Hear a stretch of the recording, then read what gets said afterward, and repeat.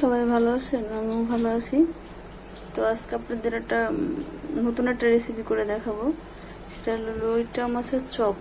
আর এটা আমি আসছি আমার খালামণির বাসায় সাভারে। তো খালামণির সেম আমার আম্মুর মতো, আম্মুই রাখি। তো ওখানে আসছি, তো ওখানে এসে আপনাদের আমি এই রেসিপিটা দেখাবো। তো আপনারা একটু মাছটা একটু হলুদ মরিচ দিয়ে মেখে তারপর চপ করব।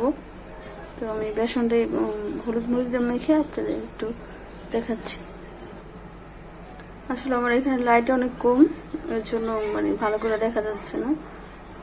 এটা এখানে আমি দিয়ে দিলাম লবণ, পরিমাণ মতো লবণ দিলাম।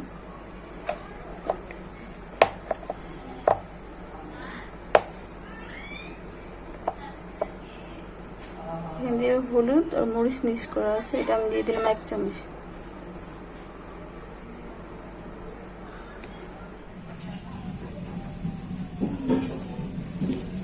আমি এখানে একটু লেবুর রস দিয়ে দেব। আর এখানে অনেক লাইটিংটা কম, এর জন্য আপনাদের ভালো করে আমি দেখাতে পারতেছি না। লেবুর রসটা দিয়ে দিচ্ছি।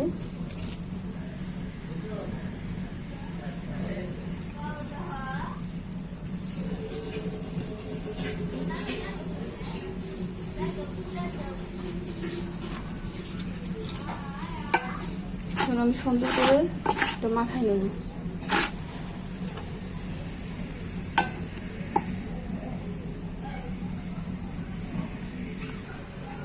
আমার মাছটা মাখানো শেষ। এখন আপনাদের এই ফাঁকে বেসনটা, এটা আধা ঘন্টা রাখবো। এভাবে আপনাদের বেসনটা করে দেখাচ্ছি। এখানে আমি একটু হলুদ মরিচ আর একটু লবণ নিয়েছি, লবণ নিয়ে ওই সবগুলো একটু মাখাই নিছি। তো আমি বেসনটা আমি আধা ঘন্টা রাখবো। যেভাবে আমরা আলুর চপ ভাজি ওইভাবে বেসনটা আমি করে নিছি। আর এখানে আমি চাপা মাছটা, লইটা মাছটাকে একটু আধা ঘন্টা, আর এটা একটু আমি আধা ঘন্টা রাখবো। 1 ঘন্টার মতো আমি একটু মাখায় রাখবো। আমার আধা ঘন্টা হয়ে গেছে। তো আপনাদের এখন আমি ভেজে দেখাচ্ছি। তো চলেন দেখি ভাজলে কেমন হয়, চপটা কেমন হয় আপনাদের ভেজে দেখাচ্ছি।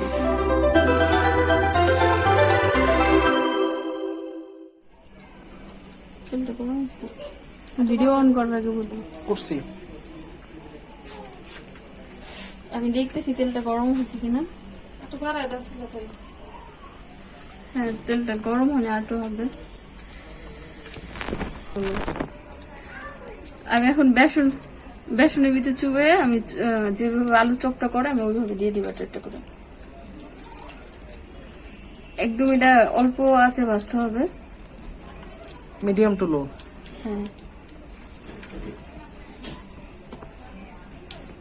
এটা যেভাবে আলু চপটা করে আমি বেসনটা ওইভাবে গলা নিয়েছি।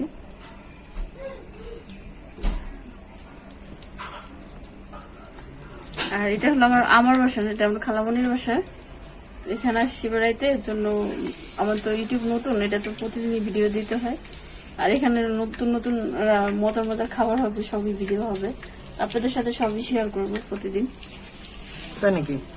হ্যাঁ হ্যাঁ হ্যাঁ হ্যাঁ। হাত ধুয়ে দেখ, আর একটু জুম করো।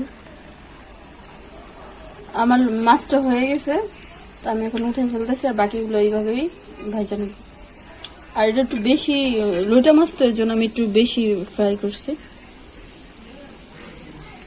এইভাবে করতে হবে। আমি বাকিগুলো এইভাবে একই প্রসেসে ভাজা নিতেছি।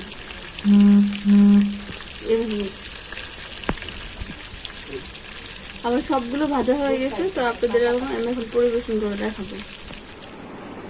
তো আমার লইটা চপটা কমপ্লিট। তো আমি সাভারে আছি 3-4 দিন, আপনাদের নতুন নতুন ভিডিও দেখাবো, নতুন নতুন রেসিপি দেখাবো।